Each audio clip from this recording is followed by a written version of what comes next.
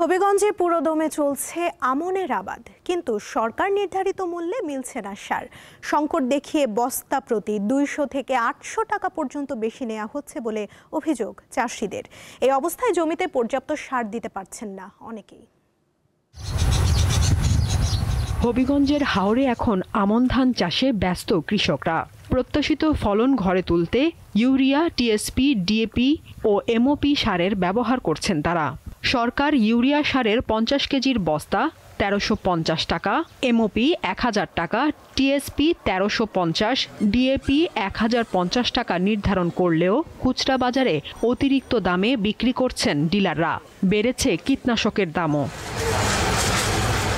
চাষিদের অভিযোগ, সারের সংকট দেখিয়ে প্রতি বস্তায় ইউরিয়া 1500 থেকে 1600 টাকা, ডিএপি 1700 থেকে 1800 টাকা আর টিএসপি বিক্রি হচ্ছে 1500 থেকে 1550 টাকায়।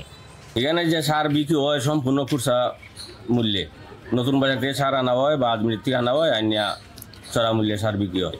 সার হয় না, সার 1400 টাকা বস্তা চাই, মাইটা সার 1500।